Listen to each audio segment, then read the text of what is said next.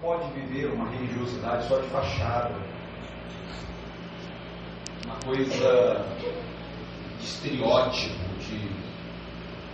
enfim, a gente precisa buscar a essência. Se verdadeiramente queremos parecer com Jesus, ser seus discípulos, ser a sua extensão na terra, a gente tem que cuidar do caráter, mais do que propriamente do comportamento. O comportamento vai refletir o caráter. O problema da religião é que ela está sempre preocupada em regular o comportamento das pessoas. Ontem eu até conversava com a minha esposa sobre isso. A gente está muito preocupado em atacar os frutos e se esquece que só há uma maneira de neutralizar a árvore, é cortando-a pela raiz.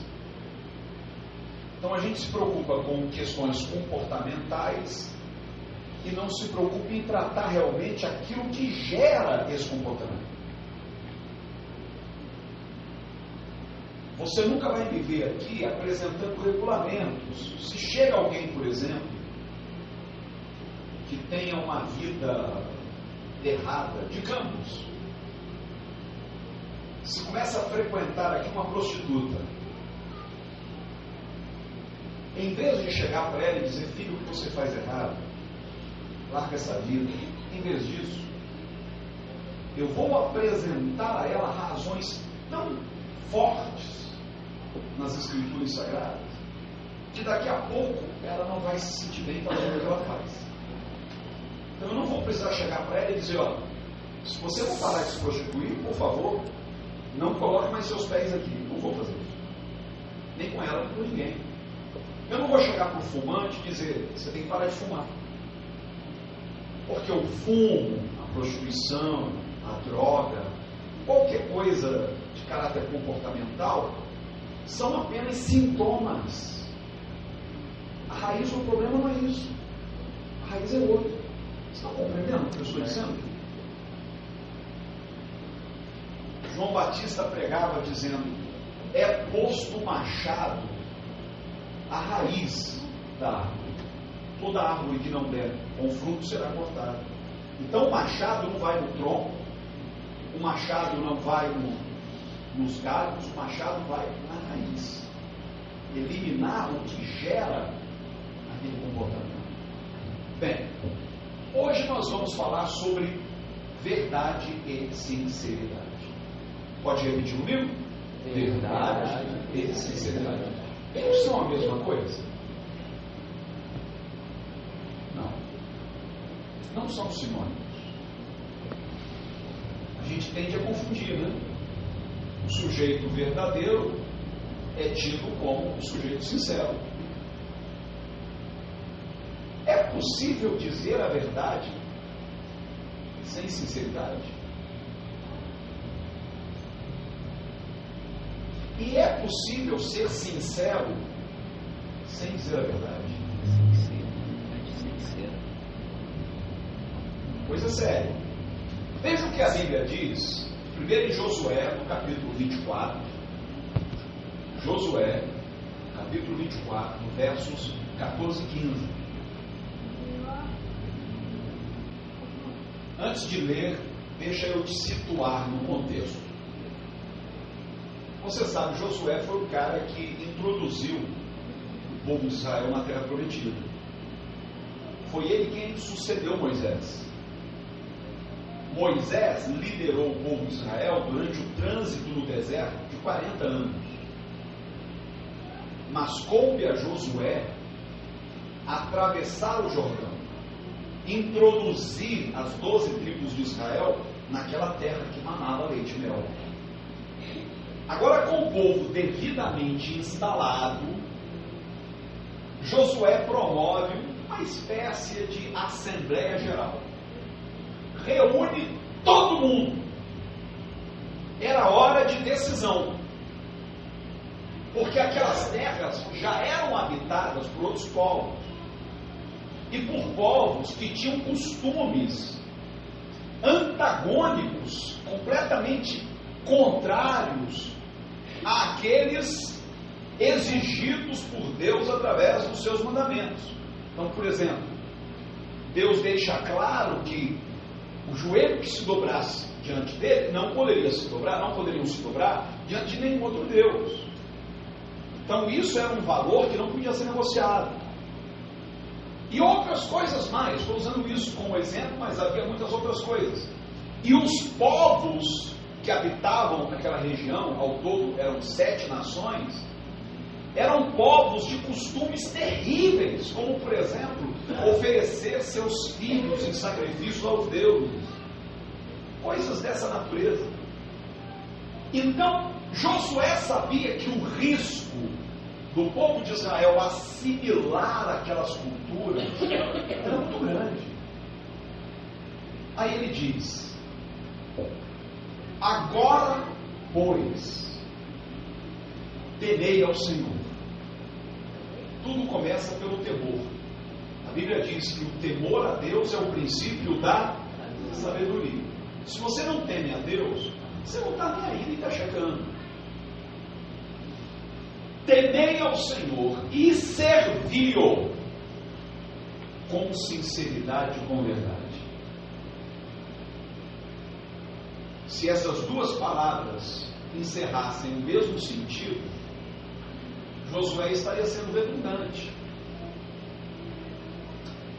Sinceridade é uma coisa, verdade é outra coisa. Eu posso ser verdadeiro, por exemplo, eu posso chegar para você e te dizer algo que não há quem contradiga. Aquilo está provado, é a mais pura verdade. Mas a intenção com que eu te digo esta verdade não é sincera. Compreende? Na verdade, a minha intenção é te enganar. Olha a que ponto chega o ser humano de usar a verdade como instrumento de engano. A que ponto chega? Hoje, por exemplo, eu resolvi pesquisar acerca, eu não sei se alguns aqui estão acompanhando, o que está acontecendo lá no Congresso sobre um projeto de lei que visa limitar o acesso à internet. Aliás, foi graças a uma postagem do Bruno hoje cedo que eu resolvi mergulhar de cabeça nesse assunto. Você postou lá um comentário, caramba, eu estou totalmente fora disso. Eu tenho que saber, entender direitinho do que se trata. Aí fui pesquisar e percebi o quanto a nossa mídia ela sabe lidar com as coisas de tal maneira que ela diz a verdade, mas sem sinceridade. Ela te engana usando a verdade. O que é que eles querem? O que é que as grandes agências ou as grandes empresas de telecomunicações desejam? Você sabe, aqui eu acredito que a maioria tenha TV por assinatura, né? Hoje é a coisa mais comum, todo mundo tem TV por assinatura. Então, você vai fazer uma assinatura, tem a mais baratinha, não sei quanto tá, mas antigamente era R$29, R$39, R$49. Aí você vai todo alegre, opa, eu quero fazer essa assinatura e tal. Aí a atendente diz: senhor, mas nós temos aqui um outro pacote que vai te dar direito a uma série de canais que não tem esse pacotezinho básico. Quer dizer, aquele pacotezinho básico foi a isca. Mas se o senhor assinar esse outro pacote, que não custa 49, custa só 259. Estou dando exemplo, tá? Chute. Mas com ele, o senhor vai ter Telecine 1, Telecine 2, Telecine 3. Você tem filhos? Tem. Puxa, tem só canal de desenho animado, tem 15. Mas se o senhor assinar o plano básico, só tem um. Enche os teus olhos, você vai lá naquele afana, não posso ficar com o básico. Pô, meu vizinho tem um completo, eu quero o completo também. Vou comprar umas inbox. Senhor, além desse de 259, tem outro que inclui telefone e internet. Você pode por apenas mais R$100.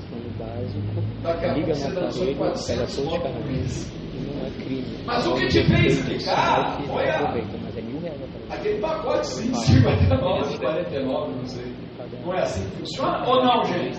Todos os canais, todos. O que eles querem fazer com a internet? Hoje, qualquer um que tem acesso à internet, baixa o que quiser, assiste o que quiser, entra na rede social o que quiser, manda quantos e-mails quiser. Não é assim ou não? Eles querem acabar com essa parte. Então, ó, tem um plano aqui básico de internet, mas você não pode baixar livro. É básico. Você pode mandar e-mail, visitar sites e tal. Você não pode nem entrar no Face. Agora, tem um outro plano, o Premium. Com esse você já entra no Face, mas não baixa nada no YouTube. Aí tem um outro, o Supreme. Esse você baixa tudo, mas o Supreme é 200 pau. E você sabe quem está à frente disso lá na Câmara de Deputados? No Congresso Nacional? Um deputado evangélico. É evangélico, pelo menos diz ser, e se coloca contra o povo a favor das empresas de telecomunicação. Eu estou usando isso apenas como exemplo. Há gente que tem um dom de manejar as palavras.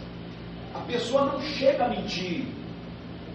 Ninguém pode acusá-la de mentira. Mas ela usa da verdade com o intuito de enganar.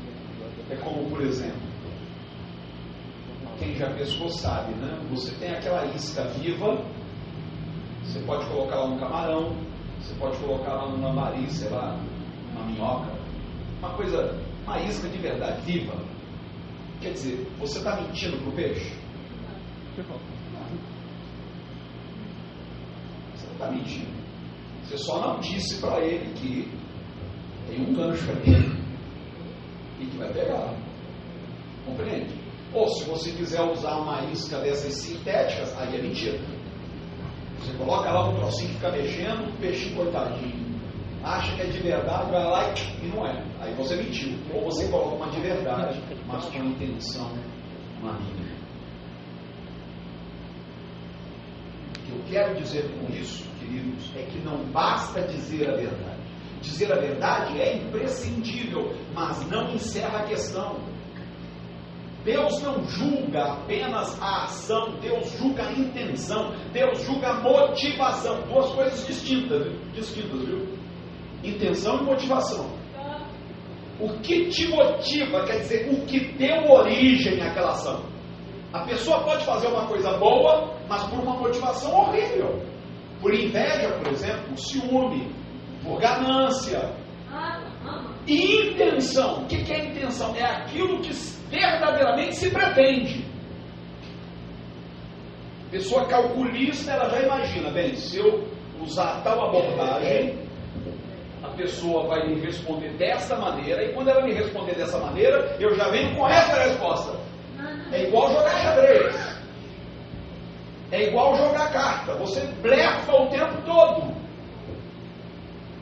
E é isso a proposta de Jesus.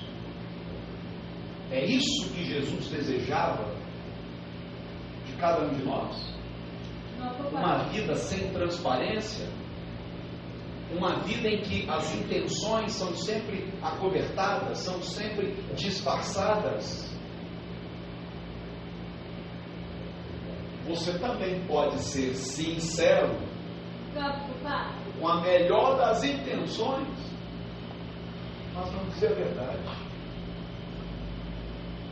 Às vezes até se justificando, dizendo, não, eu não posso dizer a verdade, senão eu vou chocar essa pessoa, eu vou tirar o sono dela, então para preservá-la eu vou mentir. Gente, a mentira não preserva ninguém, só empurra para frente. Vai chegar um momento que a verdade virá à tona e a decepção da pessoa com você vai ser tão grande.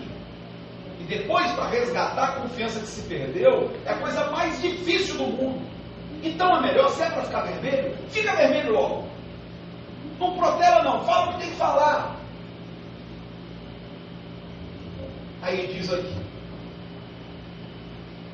e deitai fora os deuses aos quais serviram vossos pais além do rio e do Egito, e servi ao Senhor. Porém, se vos parece mal aos vossos olhos servir ao Senhor, escolhei hoje a quem servais. Quer dizer, o que não dá é ficar nesse chove não molha.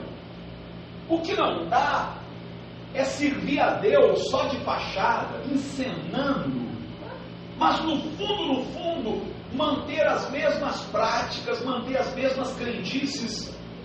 Decidam, gente, se vocês vão servir a Deus ou vão servir aqueles deuses que os seus pais serviam no Egito. Escolhei hoje a quem servais, se aos deuses a quem serviram vossos pais, que estavam além do rio, ou aos deuses dos amorreus, em cuja terra habitais. Quer dizer, eles estavam pressionados, tanto pelo passado, quanto pelo momento atual. Porque havia deuses para além do rio, isto é, lá do Egito de onde eles vieram, e havia deuses adorados pelos amorreus, que eram os povos que viviam naquela terra. E aí, gente, quanta pressão de todos os lados. Aí ele diz: porém eu e a minha casa serviremos ao Senhor. Vocês tomem a decisão que vocês quiserem. Vocês viram com que poder Deus abriu o Mar Vermelho. Vocês viram como Deus nos conduziu nesses 40 anos. Como Ele não nos deixou com fome, enviou maná, enviou as codornizes, fez jorrar água da rocha. Vocês viram quando o Monte Sinai fumegou, tremeu pela presença do Senhor. Agora é por conta de vocês. Vocês vão servir ao Senhor ou vão servir aos deuses? Agora, eu e a minha casa já tomamos a nossa decisão. Nós vamos servir ao Senhor. Eu não posso responder por ninguém além de mim e da minha casa. Eu não posso empurrar a goela dentro a minha fé, a minha crença. O que eu tenho visto hoje por parte da igreja é um tipo de evangelização ostensiva. Isso me assusta.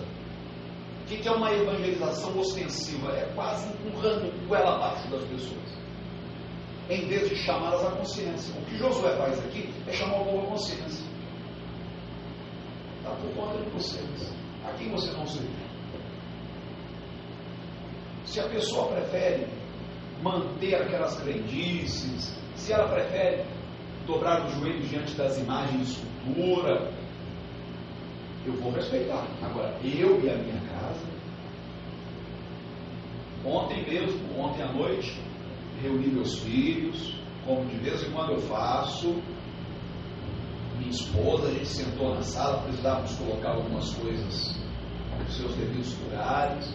Vira e mexe, eu os reúno para orar, para buscar a Deus juntos, porque a minha casa é responsabilidade minha, a casa dos irmãos. Eu não posso me intrometer na casa de ninguém. Eu tenho que responder diante de Deus por aqueles que foram postos sob os meus cuidados. Mas é aí que está. Preste atenção, gente, por favor. Será que Josué forçou a família a seguir? Ou será que a maneira como ele servia a Deus, com sinceridade, foi que cativou os seus filhos?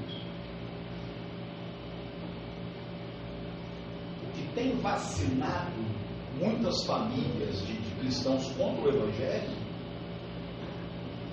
é a percepção que os filhos têm, que a esposa tem, de que não há sinceridade,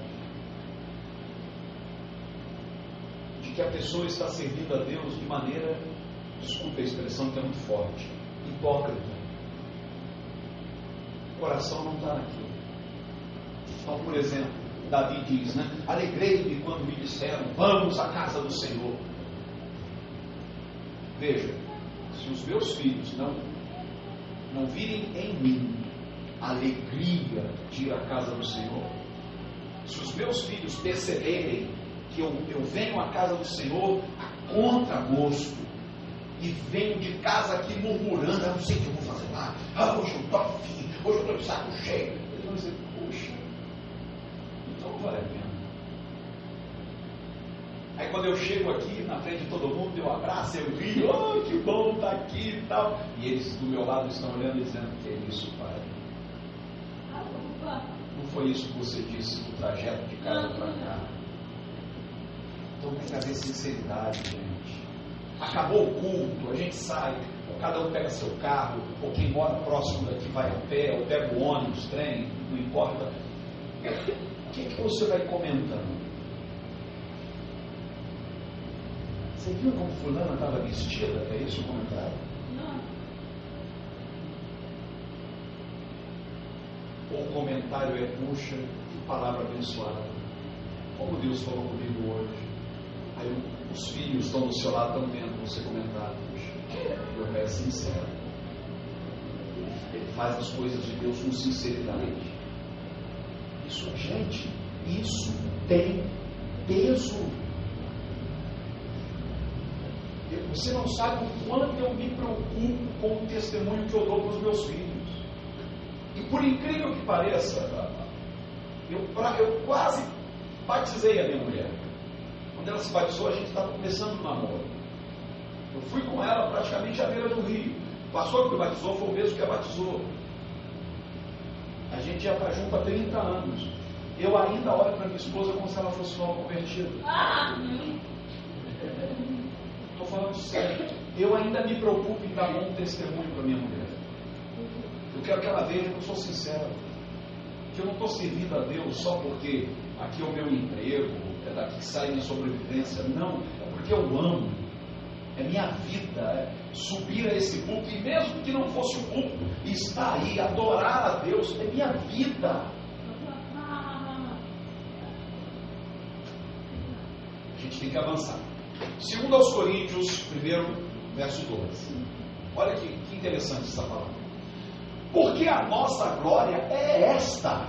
Quer saber qual é a tua glória? Eila. O testemunho da nossa consciência. Você quer glória maior?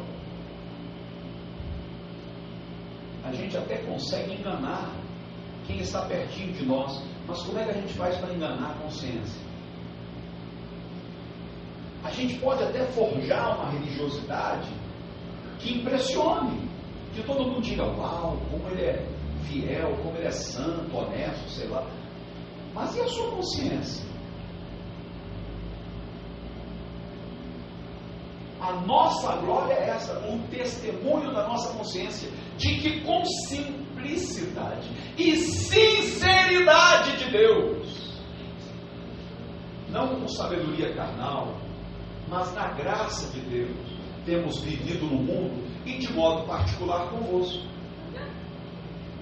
2 palavrinhas aqui, na passagem anterior, nós vimos um binômio, né? Binômio quer dizer 2 palavras, verdade, sinceridade. Agora, nós nos deparamos com outro binômio, simplicidade e sinceridade. Nós falamos aqui semana passada o que é simplicidade. É o inverso. Ser simples é o inverso de ser complicado. O cristão pauta a sua vida pela simplicidade. Ele não complica.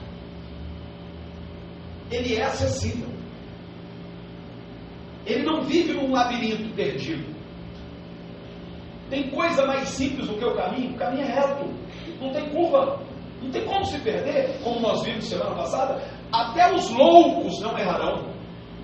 Isso é simplicidade, gente. Por isso Paulo diz que o seu maior temor é que nós nos afastássemos da simplicidade de Cristo.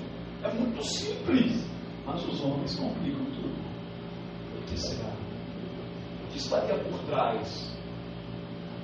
Qual seria a intenção de quem complica tudo? O que ele quer esconder complicando tudo? Com simplicidade e sinceridade. Não com sabedoria carnal, com elucubrações, nada disso. Mas na graça de Deus, temos vivido no mundo. não é vivido fora do mundo, é vivido no mundo. Não é vivido dentro de uma redoma, é no mundo. Você não acha que até a mais ímpia das pessoas consegue detectar sinceridade? Pode até não concordar com a nossa fé. Pode até não concordar. O cara é ateu de carteirinha, abomina Deus, mas olha para você e diz: pô, esse cara é sincero. Esse cara é sincero. Hoje, a maior dificuldade que a gente tem para falar de Jesus, para, sabe, comunicar o Evangelho às pessoas, é que elas estão vacinadas. Elas toparam com tanto crente que não é sincero, que vive uma vida oposta do Evangelho, que diz crer em Jesus, diz com os lábios, mas nega com as obras. Se tiver que roubar, rouba. Se tiver que mentir, mente. Se tiver que trapacear, trapaceia. Como é que pode testemunhar? Se você não tem o testemunho da sua consciência, você não pode ter o testemunho de ninguém. A sua consciência tem que te absolver. Eu sei que eu sou sincero. Eu sei que eu não estou brincando de servir a Deus. E tenho procurado viver no mundo e de modo particular convosco. Isto é, com aqueles que me servem, com aqueles que Deus colocou ao meu redor, seja para cuidar de mim ou para serem cuidados por mim. No capítulo 2, verso 17, ele diz: porque nós não somos como muitos. Eu preferia que ele dissesse como poucos, mas como muitos. Isso há 2000 anos, imagine hoje. Nós não somos como muitos falsificadores da palavra de Deus. Antes falamos de Cristo com sinceridade, como de Deus na presença de Deus. E aqui, ó pastor Cecílio, depois você manda esse verso aqui para aquele nosso amigo lá nos Estados Unidos, porque aqui está um dos versos meus prediletos que comprovam que Jesus é Deus. Porque nós falamos de Cristo como de Deus, na presença de Deus. Cristo é Deus. Mas não somos falsificadores. Quem é que falsifica a palavra? É quem só diz mentira? Não, gente.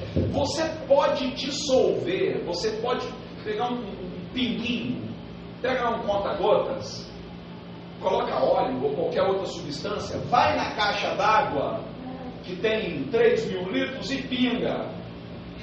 Aquilo vai se perder no meio de tanta água. É o que tem feito. Pega uma gotinha de verdade, só uma gotinha, mas dissolve uma caixa d'água de mentiras, de falta de sinceridade, de segundas intenções. Em Efésios capítulo 6, do verso 5 ao verso 9, o apóstolo Paulo diz: vós servos, obedecei a vossos senhores, segundo a carne, com temor e tremor, na sinceridade de vosso coração, como a Cristo. É claro que hoje a gente vive numa sociedade diferente daquela. Naquela havia servos, isto é, escravos. Paulo está falando aqui com escravos. Na atual não há escravos, mas há funcionários, há empregados, não é isso? Ou não? Não. Então o princípio se aplica hoje. Assim como eu devo ser sincero com relação às coisas de Deus, não falsificando a palavra, eu também tenho que ser sincero nas minhas relações interpessoais, inclusive com aqueles que estão acima de mim, de onde eu recebo meu salário, aqueles que me pagam. Eu tenho que ser sincero até com o governo, eu tenho que ser sincero até com o guarda que me parou. Meus filhos estão ao meu lado, geralmente ando acompanhado da minha família, e eles já presenciaram algumas vezes que eu fui parado. E agora? A última vez que eu fui parado, estava eu e o Juan, a gente vinha do cinema, já estava 11 e pouca da noite, aí tinha lei seca. Quando o cara me parou, eu quis dar uma carteirada. Eu disse, amigo, eu sou pastor. O que eu queria dizer com isso? Não precisa nem me submeter ao teste do bafômetro, eu não bebo. Quando eu disse sou pastor, ele, pastor, a paz do Senhor, que bom, o Senhor é um homem de Deus, tá? Mas só sabe que o pastor tem que dar exemplo, sai do carro. Tá bom, sem problema. Sopra aqui. Pastor, parabéns. Vai com Deus. A minha preocupação é com meu filho ao meu lado. Já aconteceu de eu separado e estar irregular de alguma maneira e o cara tentar me extorquir e na frente da minha família eu dizer, não, faço o que a lei manda ali. É para multar, multa. O errado é que sou eu. O senhor está coberto de razão. Eu não quero que os meus filhos olhem para mim e digam, puxa, o papai prega uma coisa tão bonita na igreja, mas não vive aquilo que prega. Eu não poderia, na hora de pagar o cinema, mentir a idade dos meus filhos para pagar meia. Eu tenho que falar a verdade. Eu tenho que ser correto, absolutamente correto. Tanto por causa do testemunho da minha consciência, quanto por causa do meu testemunho para com os demais. Então, obedecer a vosso Senhor segundo a carne, com temor e temor, na sinceridade do vosso coração, como a Cristo, não servindo à vista, como para agradar aos homens, mas como servos de Cristo, fazendo de coração a vontade de Deus, servindo de boa vontade, como ao Senhor. Repare que ele repete isso várias vezes. E não como aos homens. Por que ele faz questão de dizer isso? Porque às vezes você trabalha com um cara que não é correto contigo, que não te paga o que é justo, que te promete uma comissão e não te dá, e aquilo vai dando a vontade que você tem. Se tiver uma oportunidade de dar um prejuízo a ele, você não pensa duas vezes. Aí Paulo, para dar uma cortada nisso, ele diz, gente, não importa se o seu senhor, o seu patrão é bom ou ruim, sirva-o como se estivesse servindo a Cristo, mas com sinceridade, mas só quando ele está por perto. Aquele adágio, né, tão popular, quando o gato sai, os ratos fazem a festa, isso não pode ser aplicado na nossa vida. O cristão não faz cera. O patrão não está por perto, trabalhe como se ele estivesse. Dê tudo de si para ser excelente naquilo que você faz. Porque se você primar pela excelência, você pode cobrar a excelência do outro. E se você não prima pela excelência, como é que você vai cobrar? Sabendo que cada um receberá do Senhor todo o bem que fizer, seja servo, seja livre. E vós, senhores, sobrou para eles. Sobrou para os patrões agora. Fazei o mesmo para com eles. Quer dizer, Paulo que dá enchido, dá Francisco.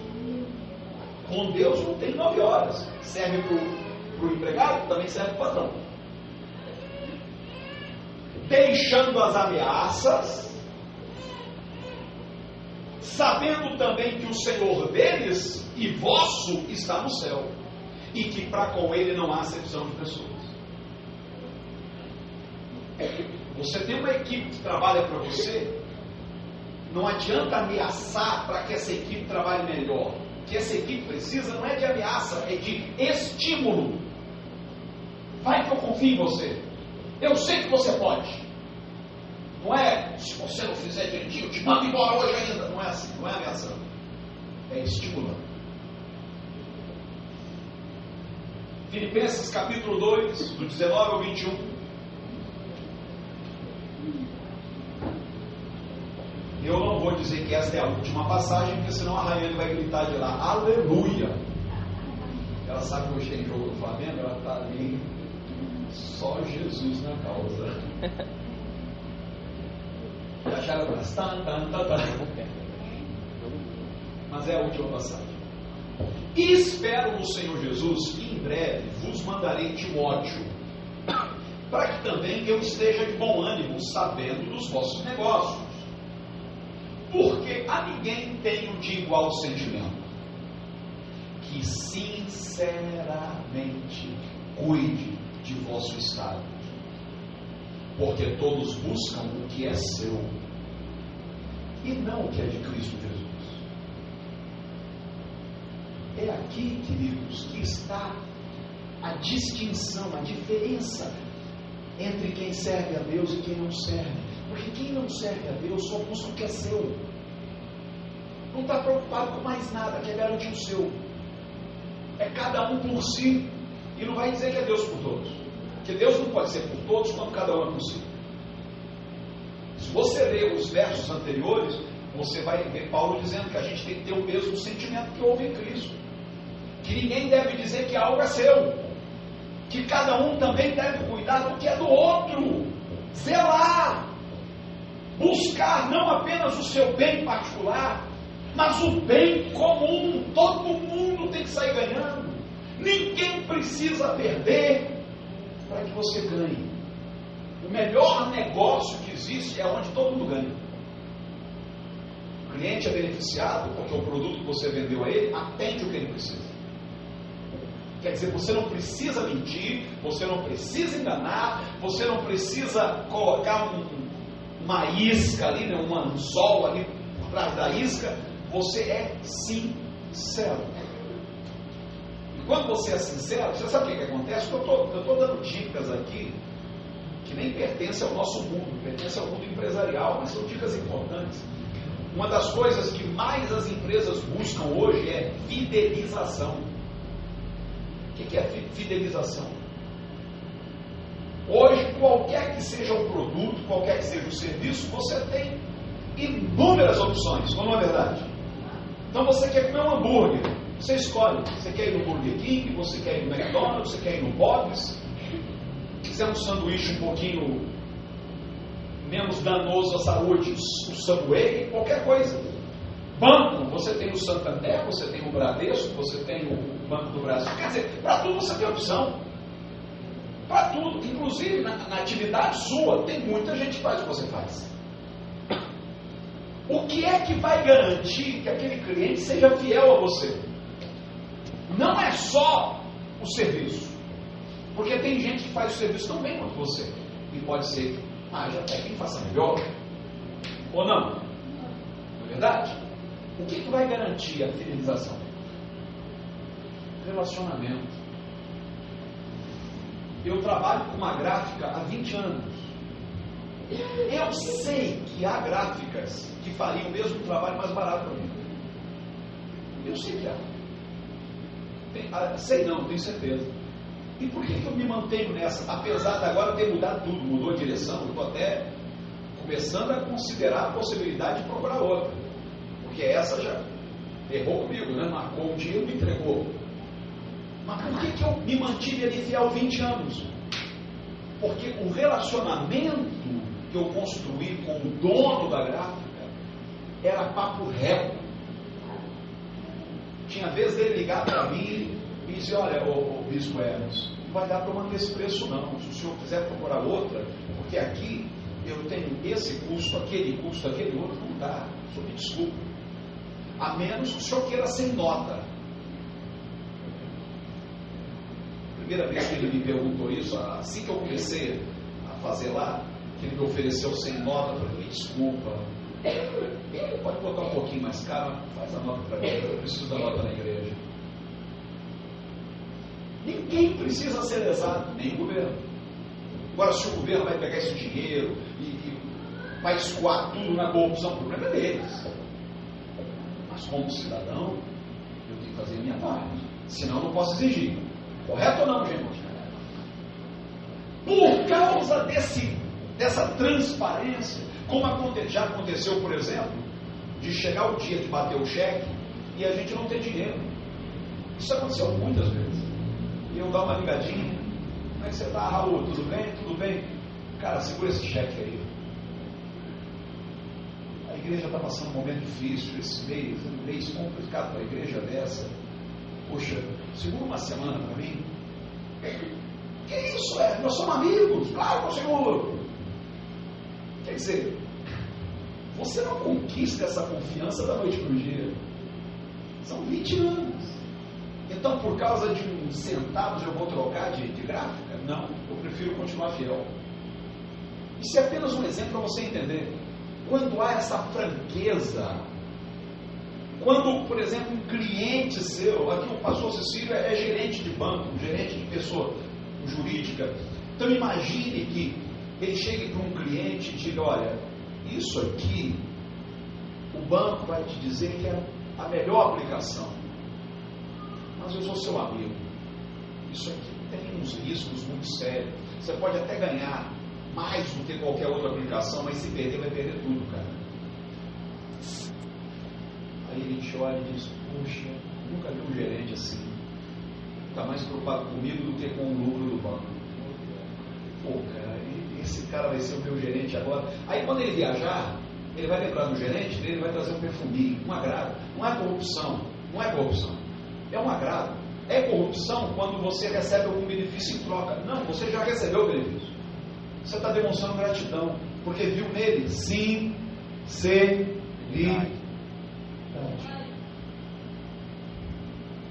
O marido sabe quando a esposa é sincera, a mulher sabe quando o marido é sincero.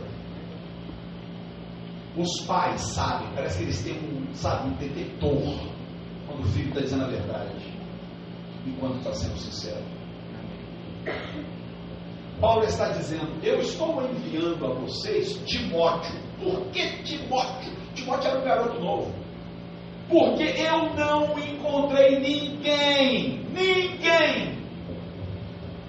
que tivesse igual sentimento e que sinceramente cuide do vosso estado. Eu não vou enviar vocês alguém que tenha intenções inconfessáveis. Eu não vou enviar alguém que queira se completar. Eu estou enviando alguém que não está preocupado em ganhar nada, está indo por amor. Aí ele diz: isso aqui é um desabafo de Paulo, porque todos buscam o que é seu e não o que é de Cristo. O que é de Cristo? O que é de Cristo é tudo aquilo que resulta no bem comum. Isso é de Cristo. Coloque no seu coração um propósito, meu irmão.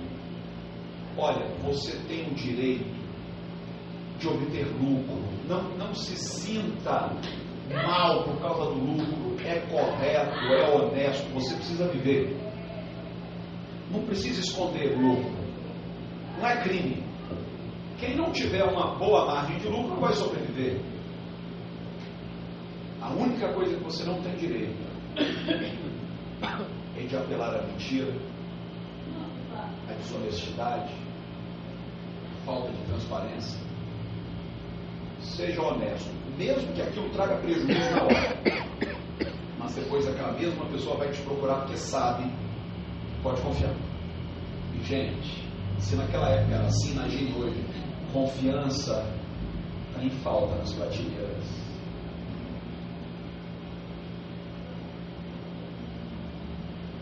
Se você encontrar um médico em quem você possa confiar, no largue nunca mais. Vai por mim. Se você encontrar um dentista, você possa ter uma relação assim, com a seja fiel nesse dentista. Porque hoje, gente, só para você ter uma ideia, você sabia que o Brasil é o país com a maior incidência de cesarianas no mundo? Você sabia que a cesariana é uma agressão à mulher e que só deveria ser usada na última das hipóteses? Por que os médicos apelam à cesariana? Porque dá mais, muito mais. Então, se você consegue criar um vínculo, um relacionamento com o médico que é correto, que é sincero, com ele até o último dia da sua vida. O que ele tiver que falar, ele vai falar. Doe quem doer. Ele vai ser correto, honesto com você. Mesma coisa de advogado. Bom advogado é aquele que olha na sua cara e diz o que você disse. Você vai ficar com raiva dele e tal, mas ele é correto. Agora aquele que fica te cozinhando com banho-maria, vai deixar isso aí lá, tá no papo e tal, cheio de nada. Tá te enrolando, só sugando e não resolve nada. Você sabe qual é a regra de ouro de todas as religiões? E coincidentemente é a regra de ouro do Evangelho? Não faça aos outros o que você não quer que façam a você. Então, se você quer gente correta, sincera, transparente, seja você correto, sincero, transparente. Você quer saber o que mais me conquistou na minha esposa, além dos seus belos olhos e narizinho arrebitado? Você sabe quando essa mulher me fisgou, e já vão fazer 25 anos? Foi quando eu percebi a sinceridade dela. Às vezes ela até me deixa constrangido, ela é sincera pra caramba. Pense 2 vezes antes de eu pedir a opinião dela, que ela vai falar. Vai falar. E sem meias palavras, ela não vai te enganar. Se você perguntar, essa roupa ficou bem em mim e não estiver bem, ela vai dizer, tá ruim, tá feio, não é pra você. Não é melhor assim? É claro, um jeito, né? Mas não é melhor ser sincero do que te falar uma coisa quando você virar as costas, fala outra. Seja sincero. Curva a sua cabeça e feche os seus olhos. Nós não temos absolutamente nada a perder com a sinceridade. Pelo contrário, gente.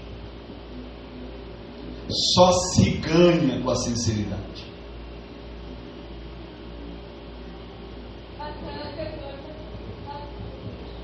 O lucro que uma mentira pode dar é um lucro que não vale a pena. É um lucro que se dissolve, que se desfaz. Paute a sua vida pela retidão.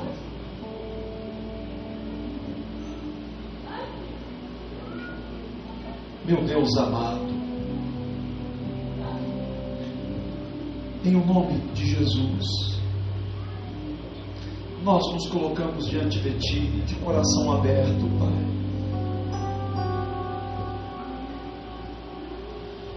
Eu sei que a gente vive num mundo onde mentir é a regra, enganar é a regra,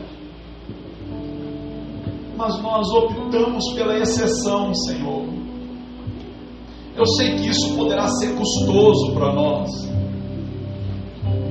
Eu sei que muitas vezes a gente vai se dar mal, mas é melhor se dar mal, por ser sincero, do que se dar bem, usando de subterfúgios, de manipulação.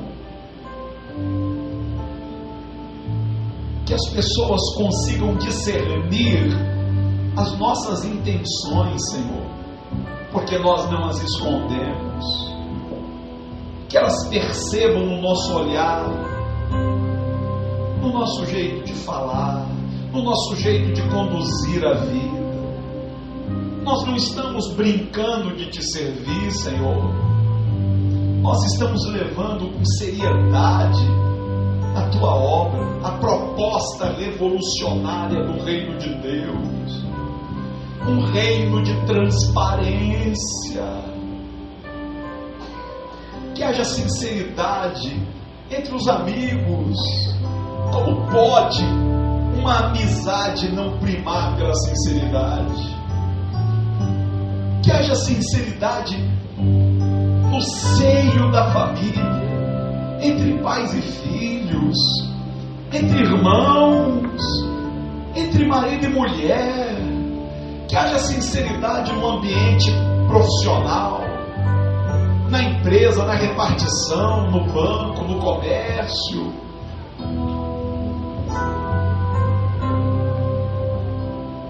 Que isso, Senhor, resulte em glória para o Teu nome, na mesma medida em que resultar no bem comum. Que ninguém tenha que perder para que eu ganhe. Que todos, Senhor, possam ter a mesma oportunidade. Eu quero agora te rogar especialmente pelos homens de negócio que nós temos aqui. Nós temos vários comerciantes, empresários. Eu quero te rogar pelos profissionais liberais, pelos advogados, pelos professores. Eu quero te rogar, Senhor, por cada trabalhador e pedir, Deus, que todo lucro obtido em qualquer que seja a negociação seja obtido da maneira mais transparente, mais correta possível. Ajude-nos, Senhor, até na hora de dizimar, que o nosso dízimo seja sincero, Senhor. Na hora de ofertar, que a nossa oferta seja sincera, Senhor. Eu te rogo, Pai, de todo o meu coração, em nome de Jesus. Em nome de Jesus. Eu sei que nós já cantamos essa canção, mas eu queria cantar pelo menos uma vez. Por onde eu passar, vamos cantar um pouquinho mais lento. Quero deixar um rastro de amor, um rastro de amor que possa indicar quem esteve ali, exala a fragrância de humildade,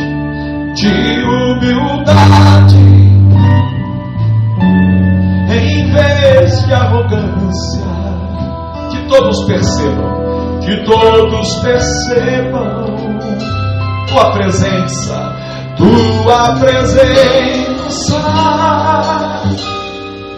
onde eu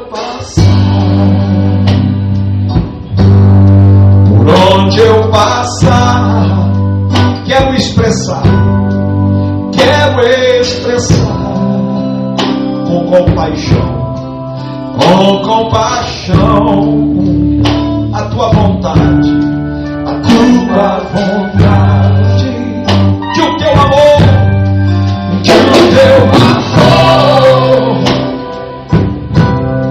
tenha primazia, que eu seja quem sou,